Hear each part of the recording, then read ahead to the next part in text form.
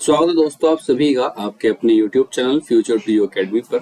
और आज हम जो स्टार्ट करने वाले हैं वो हम क्लास 10th का जो हमारी ज्योग्राफी की सीरीज चल रही है, तो उसी का पहले चैप्टर का जो भी कुछ टॉपिक जो बच रहे हैं उसी को आगे कंटिन्यू करेंगे हम।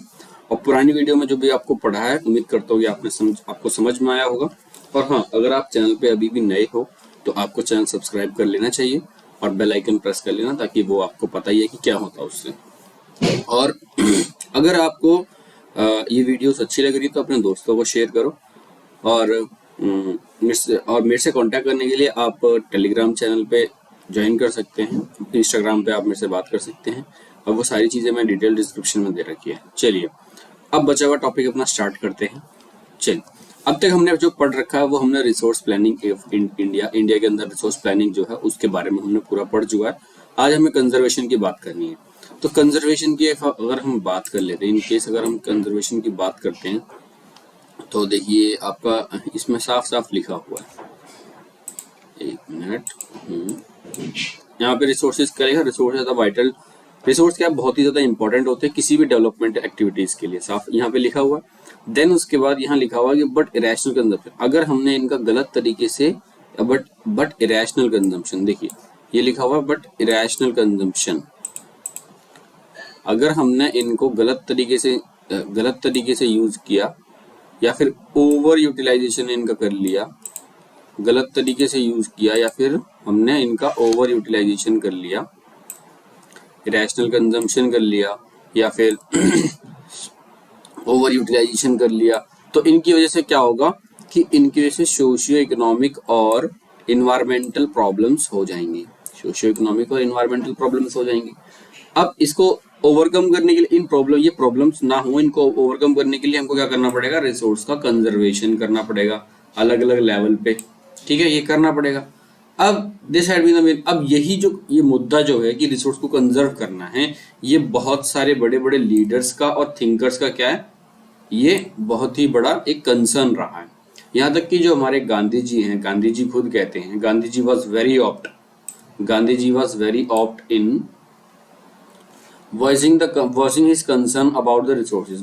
गांधी जी खुद रिसोर्स कंजर्वेशन के लिए अपनी आवाज हमेशा उठाते रहा करते थे। वो कहते थे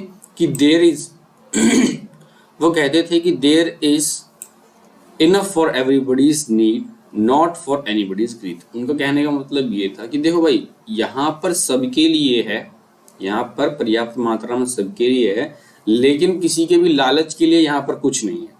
इस धरती पर सबके लिए पर्याप्त मात्रा में सब रिसोर्सेज हैं, लेकिन कोई कहे कि मेरे लालच के लिए, तो किसी लालची इंसान के लिए यहाँ पर कभी भी जितना भी रिसोर्स पड़ा है वो सारा कम पड़ जाएगा। एंड वो कहते थे ही प्लेज, और उन्होंने कहा कि ये जो मॉडर्न एक्सप्लोरेटिव नेचर है किसका, मॉडर्न टेक्नोलॉजी का और इंसान का ग्रीड और ये सेल्फिश इंडिविजुअल जो है, यही किसकी मेन रूट बन रहे हैं, जड़ बन रहे हैं किस चीज की, रिसोर्स डिप्लीशन की मेन जड़ जो बन रहे हैं यही लोग बन रहे हैं। यही जो है greed, selfish individual, explorative nature of modern technology, ये सब चीजें जो हैं ये आपकी बन रही हैं, क्या मेन जड़ बन रही हैं किस चीज की, ग्लोबल लेवल पे रिसोर्स डिप्लीशन की। अब वो क्या थे कि वो मास प्रोडक्शन के अगेंस्ट में थे। वो जो गांधी जी थे वो मास प्रोडक्शन के अगेंस्ट में थे, लेकिन वो चाहते थे कि प्रोडक्शन हो, लेकिन मासेस के द्वारा प्रोडक्शन हो। उनका कहने का मतलब था मास लेवल पर प्रोडक्शन मत करो, मास के द्वारा प्रोडक्शन करवाओ। ठीक है, कहने का मतलब ये है कि एक फैक्ट्री में हजारों चीजें मत बनाओ, हजारों लोगों से एक फैक्ट्री में काम करवाओ।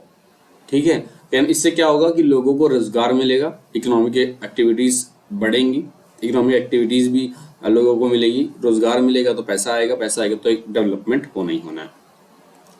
देन यहाँ पर एट इंटरनेशनल लेवल, अगर हम इंटरनेशनल लेवल पे बात करें, पहली बार रिसोर्स कंजर्वेशन के बारे में जो बात की गई थी वो की गई थी द क्लब ऑफ रोम में, एक सिस्टमैटिक वे में, जो कि 1968 में हुआ था। देन इसी के साथ फिर 1974 में गांधीयन फिलॉसफी का प्रयोग करके स्क्यूमैशर ने अपनी एक किताब स्मॉल इज ब्यूटीफुल लिखी। Philosophy was once again presented by in his book. उन्होंने अपनी किताब में ये गांधीयन फिलॉसफी जो थी उसको दिखाया। फिर seminal contribution with respect to resources conservation अब ग्लोबल लेवल पे होने लग गया। ये किसने किया? ये हुआ ब्रोटलैंड कमीशन रिपोर्ट 1987 में। देन उसके बाद सस्टेनेबल डेवलपमेंट जो एक शब्द आया, एक कंसेप्ट आया सब सस्टेनेबल डेवलपमेंट का, वो भी, और जो जिसका काम था कि रिसोर्स को कंजर्वेशन किया जाए। ये किस में? ये भी एक किताब में हुआ जिसका नाम था किताब का our future, our common future, इस किताब में आया। फिर एक दूसरा एक कंट्रीब्यूशन हुआ जो बहुत ही ज्यादा इंपॉर्टेंट कंट्रीब्यूशन था, वो था आपका अर्थ समिट। कौन सी? अर्थ समिट, जो कहाँ हुई थी? रियो दे जनेरो ब्राजील 1992 में हुई थी। फिर आता आपका लैंड रिसोर्सेज।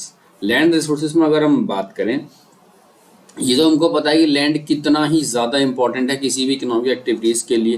कोई भी इकोनॉमिक एक्टिविटी करने के लिए लैंड बहुत ही ज़्यादा इंपॉर्टेंट है, और जैसे लैंड एक नेचुरल रिसोर्स है, ये हमको पता है। अब लैंड पर क्या क्या चीज़ें होती हैं? देखो, लैंड पर आपका वेजिटेशन होता है, वाइल्ड लाइफ होती है, ह्यूमन लाइफ होती है, इकोनॉमिक एक्टिविटीज़ होते हैं, और सारा का सारा ट्रांसपोर्ट एंड कम्युनिकेशन सिस्टम जो है वो सारा किस पे चलता है? लैंड पे चलता है। अब अगर हम नए अपने डाटा के हिसाब से देखें तो लैंड का क्या हिसाब किताब है वो मैं आपको दिखा देता हूँ जरा। चलिए, देखिए अब इसमें क्या है कि आपको यहाँ पर 27%, ये देखिए, ये आपका ये जो है ये प्लेट्यू के लिए है, ये रेड कलर जो है माउंटेन के लिए है, और ब्लू कलर किसके लिए? प्लेन के लिए। तो 43% आपका क्या है? 43% है आपका प्लेन। माउंटेन जो है, अब देखो माउंटेन है तुम्हारा कितना? 30%।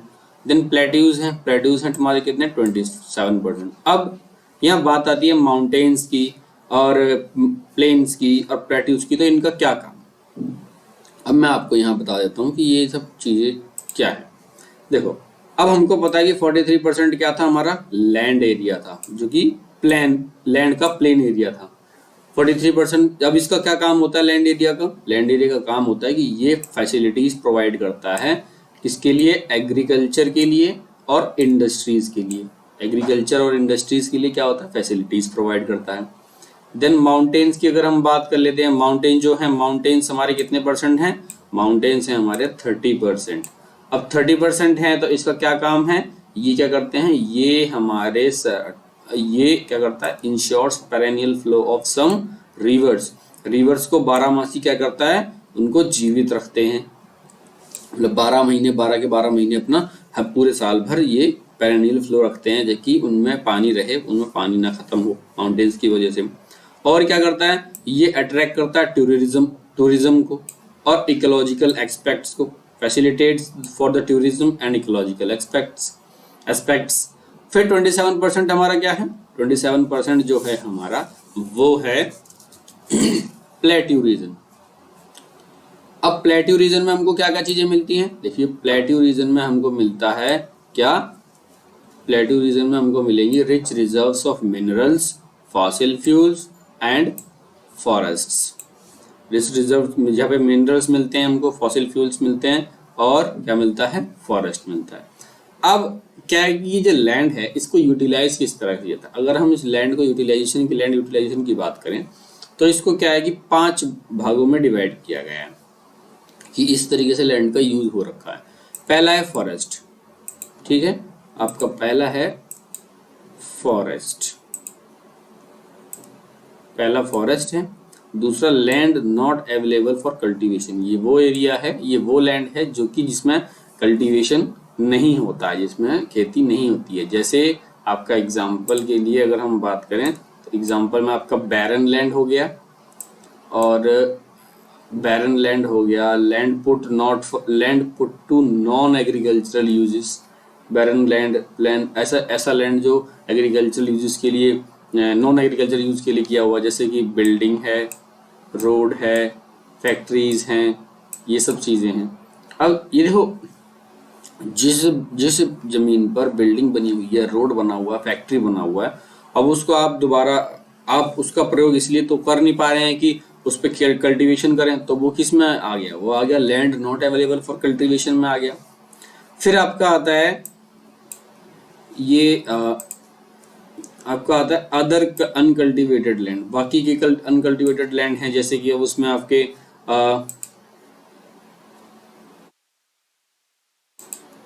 उसमें आपके आगे परमानेंट पास्चर्स। परमानेंट पास्चर्स मतलब कि जो परमानेंट आपके चरागाह हैं, ग्रेजिंग लैंड हैं, ये सारे के सारे किसमें आ गए, अनकल्टिवेटेड में। फिर land under miscellaneous trees crops groups, अब ये कुछ ऐसे हैं जो कि मिसलेनियस ट्रीज या फिर क्रॉप्स उगे हुए हैं, ऐसे लैंड भी हैं। देन उसके बाद आता है आपका कल्चरलेबल वेस्ट लैंड आता है आपका, जो कि 5 से ज्यादा साल तक अभी तक उस पर कोई काम नहीं किया गया। देन उसके बाद आपका होता है फैलो लैंड। कौन सा लैंड, फैलो लैंड होता है। फैलो लैंड में आपके कौन कौन से आते हैं, फैलो लैंड में आपका आता है करंट फैलो, ठीक है, और ये other than current fallow. Current fallow वो वाला होता है जिसमें कि एक से ज्यादा साल, एक या एक से कम साल तक अभी उस पे क्या है कि कोई भी क्रॉप नहीं उगाई गई है, current fallow. Other than fallow land वाला क्या होता है, जो कि एक से 5 साल तक अभी उस पर कोई कल्टीवेशन नहीं किया गया, उसको ऐसे ही खाली छोड़ दिया गया है, तो ये आ गया तुम्हारे किसमें, फैलो लैंड में। फिर एक तुम्हारा, फिर जो अगली हमारी लास्ट कैटेगरी है हमारी कौन सी, नेट सोन एरिया वाली। नेट सोन एरिया वाली कैटेगरी वो कैटेगरी है जिस एरिया पर area sown more than once in a year agricultural year, किसी भी एग्रीकल्चरल ईयर में जिस एरिया पर आप एक से ज्यादा बार खेती कर लेते हैं, कोई क्रॉप फसल उगा लेते हैं एक साल के अंदर में, तो वो आपकी आ जाती है नेट सोन एरिया में।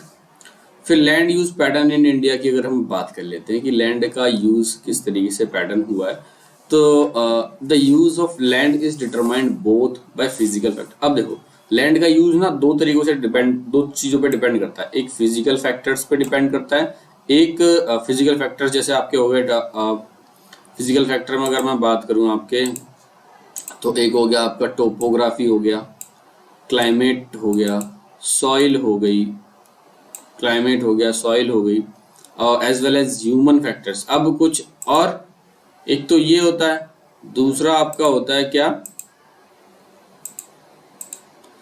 एक तो फिजिकल फैक्टर होता है, दूसरा होता है ह्यूमन फैक्टर।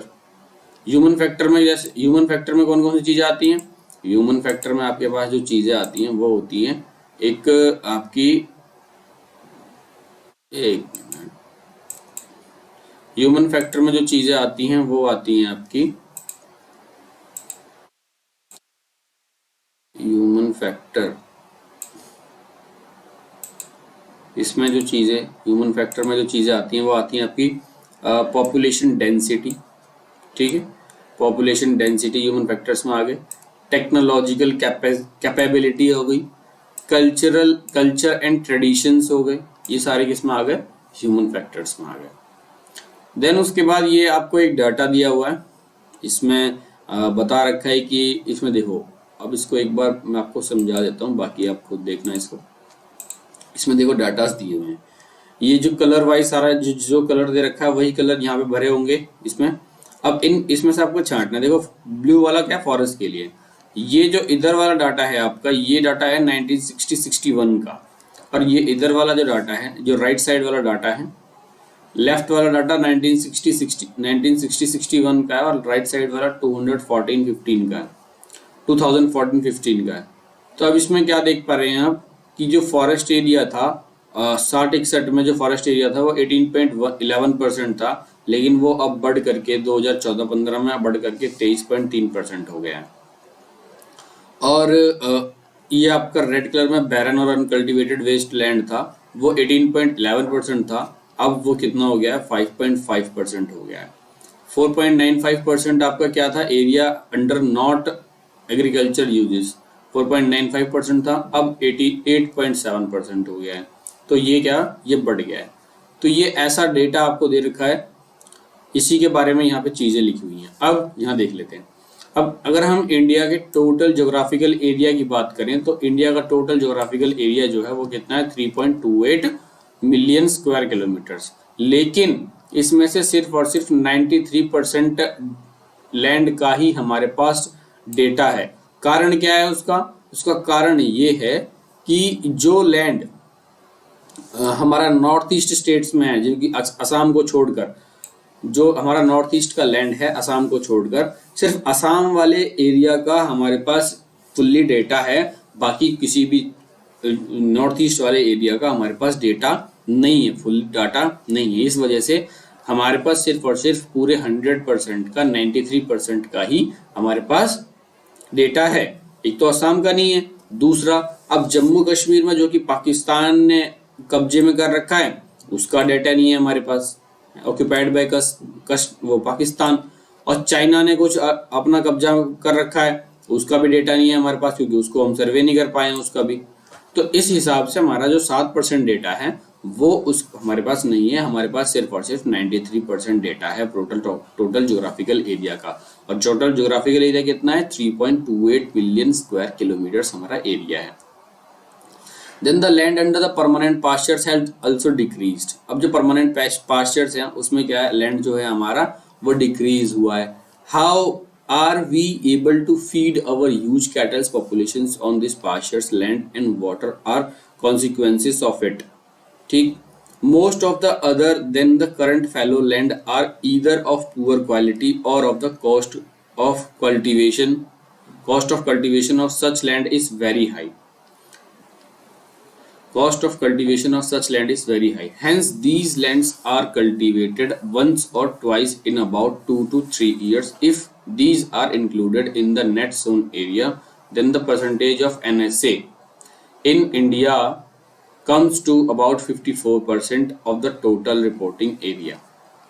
अब एक चीज इसमें याद रखो, देखो यहाँ पर लिखा हुआ है कि जो हमारा नेट सो ये जो fallow land, most of other the current fellows हैं वो या तो पुअर क्वालिटी का है या फिर उनके ऊपर कल्टीवेशन करना इतना महंगा पड़ जाता है, इन कल्टीवेशन करना बहुत ही ज़्यादा महंगा पड़ जाता है।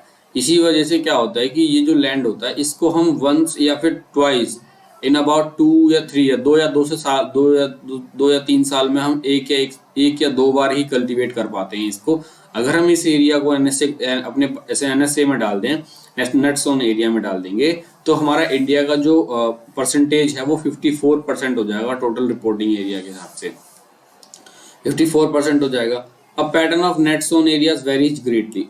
अब जो नेट सोन एरिया है उसका पैटर्न जो है वो ग्रेटली वेरी करता है अलग अलग जगह पर। जैसे if over the 80% of the total area in Punjab and Haryana and less than 8-10% in Arunachal Pradesh and Mizoram, Manipur, Andaman and Nicobar.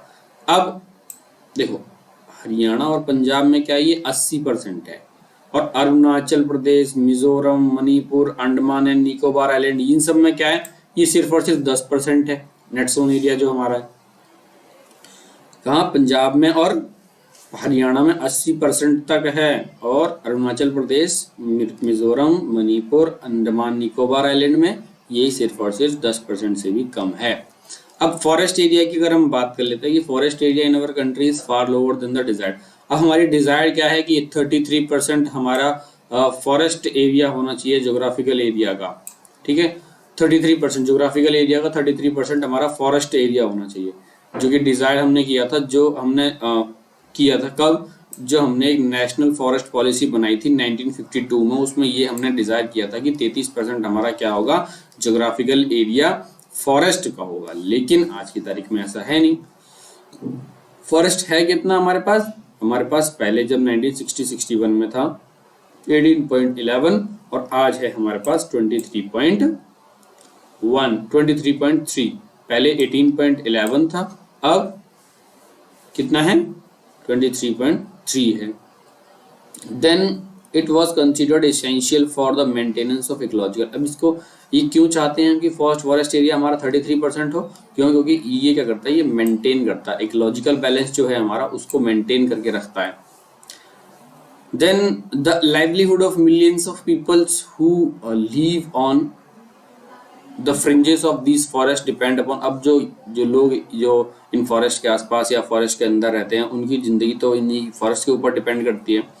Apart from the land is termed as a wasteland and land put to other non cultural uses. इसके बाद जो बाकी के जो land हो गए वो waste land हो सकते हैं और non cultural use. Waste land include rocky arid desserts.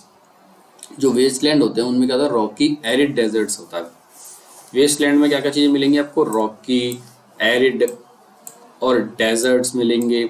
Desert area मिलेगा आपको। Land put to the non agricultural uses, ऐसे लैंड जो नॉन एग्रीकल्चरल यूजेस में आपने यूज कर लिया होगा, जैसे किन किन चीजों के लिए, सेटलमेंट्स के लिए कर लिया होगा, रोड्स के लिए आपने यूज कर लिया होगा, और रेलवेज के लिए कर लिया होगा, इंडस्ट्रीज के लिए कर लिया होगा। लेकिन continuous use of land over the long period of time without taking the appropriate measures to conserve and manage it has resulted in the land degradation. लेकिन अब क्या है कि हमने एक लैंड को लिया, उसको हम कंटिन्यूअसली यूज करते जा रहे हैं, यूज करते जा रहे हैं, यूज करते जा रहे हैं। अब यूज करते करते अब क्या हुआ कि अब एकदम अब वो क्या होगा, उस जमीन के अंदर में ताकत नहीं रही है। अब वो जमीन क्या है, वो बेकार होती चली जा रही है। इसीलिए ये इसकी वजह से हम कंटिन्यूअसली जो यूज करते जा रहे हैं लॉन्ग पीरियड के लिए, उसकी वजह से क्या प्रॉब्लम आ रही है, वो प्रॉब्लम ये आ रही है कि लैंड डिग्रेडेशन हो रहा है, मतलब जमीन खराब होती चली जा रही है। This in turn has serious repercussions on the society and the environment. इसकी वजह से क्या हुआ, सीरियस आपकी रिपरक्यूशंस हो रही हैं सोसाइटी और एनवायरनमेंट में। अब हम बात करते हैं कि land degradation and its conservation. अब लैंड डिग्रेडेशन क्या होता है और उसका कंजर्वेशन कैसे करेंगे। अब we have shared our land with past generations and will have to do so with the future generation। हमने अपना लैंड जो है वो पुरानी हमारी जो पास्ट की जनरेशन थी उनके साथ शेयर किया, और यही हमें अपनी फ्यूचर जनरेशन के साथ भी करना पड़ेगा। 95% of our basic needs for the food, shelter, clothing and obtained from the land। हमारी 95% जो चीजें, जितनी भी बेसिक चीजें हैं वो सारी हमको कहाँ से मिलती हैं, वो लैंड से ही मिलती हैं। जैसे कि आपका फूड, शेल्टर, क्लोथिंग, ये सारी चीजें जो हैं वो कहाँ से मिलेंगी आपको, वो मिलेगी आपको लैंड से। Sorry, human activities have not only brought about degradations of land but have also aggravated the pace of natural forces to cause damage to the land। अब ह्यूमन एक्टिविटीज ने सिर्फ और सिर्फ यही नहीं किया है कि लैंड का डिग्रेडेशन हो, उन्होंने ये भी किया है कि जो नेचुरल फोर्सेस जो हैं उनसे जो डैमेज हो वो भी बढ़ जाता है, वो भी बढ़ता है इनकी वजह से।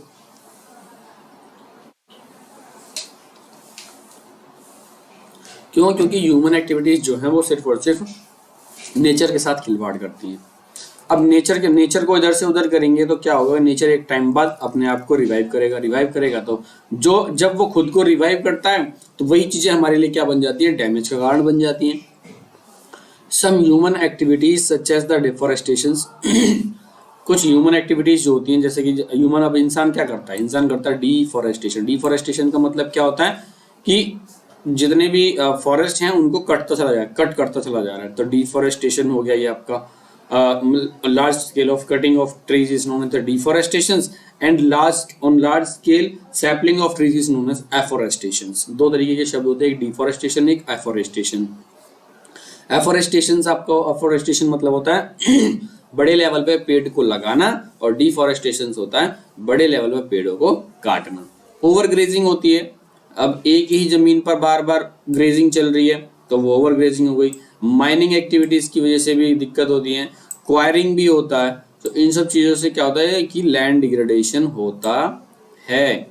अब mining sites are abandoned after the excavation work incomplete, leaving deep scars and traces of overburdening। ठीक है, in states like झारखंड कुछ स्टेट्स लाइक जैसे कि झारखंड हो गई, छत्तीसगढ़ हो गई, आपकी मध्य प्रदेश हो गई, उड़ीसा हो गई, यहाँ पर क्या deforestation due to the mining have caused severe land degradation. अब माइनिंग की वजह से इनको क्या, यहाँ पे डिफॉरेस्टेशन की वजह से लैंड डिग्रेडेशन होने लग गया। अब कुछ स्टेट्स हैं जैसे कि गुजरात है, राजस्थान है, मध्य प्रदेश है, महाराष्ट्र है, इसमें क्या ओवर ग्रेजिंग की वजह से लैंड डिग्रेडेशन हुआ है। ठीक है, अब झारखंड, छत्तीसगढ़, मध्य प्रदेश, उड़ीसा, ऐसी जो क्षेत्र हैं यहाँ पे डिफॉरेस्टेशन किस वजह से हुआ, लैंड माइनिंग की वजह से। वो उड़ीसा डिफॉरेस्टेशन हुआ किस वजह से, माइनिंग की वजह से, और इसी वजह से लैंड डिग्रेडेशन हो गया है। और गुजरात, राजस्थान, मध्य प्रदेश, महाराष्ट्र में क्या हुआ, ओवर ग्रेजिंग हो गया, मेन कारण ये बन गया। अब उत्तर प्रदेश, पंजाब में, हरियाणा में, वेस्टर्न यूपी में क्या है कि यहाँ पर जो लैंड डिग्रेडेशन हुआ है उसका मेन कारण हुआ है हमारा ओवर इरिगेशन। क्या है? ओवर इरिगेशन, मतलब पानी ज्यादा दे देते हैं ये अपने खेतों में, तो इस वजह से भी क्या हुआ है, लैंड डिग्रेडेशन बहुत ही ज्यादा हुआ है। तो इसकी वजह अब रिस्पॉन्सिबल फॉर लैंड डिग्रेडेशन, क्योंकि अब ओवर इरिगेशन का क्या होता है कि वाटर लॉगिंग होती है। Water logging lead to the increase in the salinity. जब पानी ज्यादा होता है तो उससे क्या होता है, सैलिनिटी बढ़ती है और एल्कलिनिटी बढ़ती है किसी भी सॉइल में। पानी ज्यादा होने की वजह से सैलिनिटी और एल्कलिनिटी दोनों बढ़ जाती है। Then the minerals processing like the grindings of limestone. अब कुछ मिनरल प्रोसेसिंग इंडस्ट्रीज हैं, जैसे कि जब आप लाइमस्टोन को ग्राइंड करते हैं, ग्राइंडिंग ऑफ लाइमस्टोन, और कुछ सीमेंट फैक्ट्री, लाइमस्टोन को आप करते हो सीमेंट फैक्ट्रीज के लिए, सीमेंट इंडस्ट्री के, और calcite and soapstone for ceramic industries. Calcite और सोपस्टोन को जब आप पीसते हो और किसी लिए सेरामिक इंडस्ट्रीज के लिए, huge quantity of dust in the atmosphere. अब इनकी वजह से क्या होता है, बहुत ही बड़े लेवल पे डस्ट जो होता है वो एटमॉस्फेयर में जाता है। ठीक, it regard the process of infiltration. अब ये क्या करता है कि प्रोसेस ऑफ इनफिल्ट्रेशन जो होता है उसको क्या करता है, खराब कर देता है। तो after it settles down on the land, अब जब ये फैक्ट्रीज चलती हैं तो इनमें क्या होता है, धूल उड़ती है, वो धूल आकर के क्या होता है कि एटमॉस्फेयर में जाती है। एटमॉस्फेयर में आने के बाद में वो जमीन पर सेटल हो जाती है। अब जमीन पर सेटल हो जाती है तो अब इसमें क्या होता है कि ये क्या होता है कि एक पेस्ट टाइप पक्का बन जाता है। पक्का होने की वजह से क्या होता है, पानी जो होता है वो इनफिल्ट्रेशन जो प्रॉपर्टी, वो फिल्ट्रेशन की जो प्रॉपर्टी होती है सॉइल की, वो खत्म हो जाती है। वो अब फिल्टर नहीं कर पाती है पानी को, ये दिक्कत हो जाती है। और then in recent years industries in effluent as waste have become a major source of land and water population. अगर हम रिसेंट ईयर की बात करें तो जो इंडस्ट्रीज से जो एफ्लुएंट्स निकलते हैं, वेस्ट प्रोडक्ट निकलते हैं, उन वही मेन कारण बन रहे हैं किस चीज के, लैंड और वाटर पोल्यूशन के, बहुत सारी कंट्रीज में। अब हमारी वेज क्या हो सकती है कि इसको ठीक कैसे किया जा सकता है। अब ठीक करने के तरीके बता रखे हैं इसमें कि problems, there are many ways to solve the land degradation. अब इसमें क्या है, एफोरेस्टेशन करो, प्रॉपर मैनेजमेंट करो, किसकी, ग्रेजिंग ग्राउंड की। एफोरेस्टेशन करो, proper management of grazing ground can help the some extent. और आपको करना planting of shelter belts of plant. आपको शेल्टर बेल्ट्स करनी पड़ेंगे प्लांट्स की, control on over grazing. Stabilising of sand, आपको स्टेबलाइजिंग ऑफ सैंड करना पड़ेगा, सैंड ड्यून्स, आपको सैंड ड्यून्स को स्टेबलाइज करना पड़ेगा by growing thorny bushes. Thorny bushes the method to check and land degradation arid areas. ठीक है, यहाँ पे 3-4 चीजें दे रखी हैं। मैं यहाँ पे आपको सिंपली पहले 1 मिनट पहले पढ़ा देता हूँ। Proper management of waste lands, आपको वेस्ट लैंड का प्रॉपर मैनेजमेंट करना पड़ेगा। कंट्रोल ऑफ माइनिंग एक्टिविटीज को कंट्रोल करना पड़ेगा। Proper discharge and disposal of industrial effluents and waste after treatment can reduce land and water degradation in industries and suburban areas. ये सारा का सारा पैराग्राफ बहुत ही ज्यादा इंपॉर्टेंट है। एक क्वेश्चन बनता है कि व्हाट आर, आप कंजर्वेशन मेजर्स बताइए, give some of the conservation measure for land degradation. तो इसमें आपको ये पूरा आंसर होता है। अब यहाँ पर देखो एक कितने पॉइंट मिल गए हमको, 1 पॉइंट यहाँ मिल गया, और दूसरा पॉइंट ये हो गया आपका, और एक तीसरा पॉइंट यहाँ हो गया, प्लांटिंग द ये तीसरा, एंड देन उसके बाद स्टेबलाइजेशन ऑफ सैंड ड्यून चौथा हो गया, and sand dunes, stabilisation of sand dunes by growing thorny bushes. अब सैंड ड्यून्स को कैसे स्टेबलाइज करोगे, आपको थॉर्नी बुशेस, कटीले बुश झाड़ियां आपको क्या करनी पड़ेंगी, उगानी पड़ेंगी। इस मेथड को क्या कहते हैं हम, इस मेथड को हम बोलते हैं check land degradation. Some of the methods of check land degradation in arid areas. फिर एक होता है आपका प्रॉपर मैनेजमेंट, एक ये हो गया आपका proper management of waste land, control mining activities, ये आपका हो गया एक, और proper discharge and disposal of industries effluent, ये एक हो गया आपका।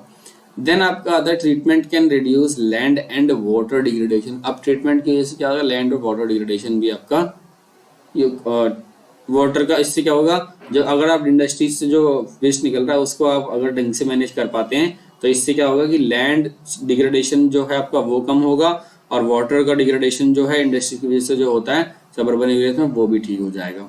वो नहीं होगा अब ठीक है। तो दोस्तों यहाँ तक थी ये सारी चीजें। अब हम जो बाकी का हमारा जो टॉपिक बच गया सॉइल एज अ रिसोर्स, ये हमारा एक लास्ट टॉपिक है। इस टॉपिक को ये हमारा लास्ट टॉपिक है, इस टॉपिक को हम पढ़ेंगे, देन उसके बाद ये हमारा चैप्टर खत्म हो जाएगा। ये टॉपिक है हमारा, यहाँ तक सॉइल इरोजन पढ़ना है हमें। अभी हमने लैंड वाला पढ़ लिया, अब सॉइल का जो है आपका टॉपिक वो हम पढ़ेंगे। रिसोर्स में आपका सॉइल टॉपिक जो है आपका वो चलेगा। अब यहाँ तक हमने जो पढ़ा, अब आपको यहाँ तक का जैसा भी आपको लगा हो आप मुझे ज़रूर बताएं। और अब अगर आपको ये समझ में आई है ये वीडियो तो आप अपने दोस्तों को ज़रूर शेयर करें अपने। और किसी को जो भी दिक्कत हो आप कमेंट सेक्शन में अगर मुझे बताएं। वीडियो को लाइक करें, शेयर करें, और मिलते हैं नेक्स्ट वीडियो के साथ। तब तक के लिए धन्यवाद। टेक केयर, बाय बाय, जय हिंद, जय भारत।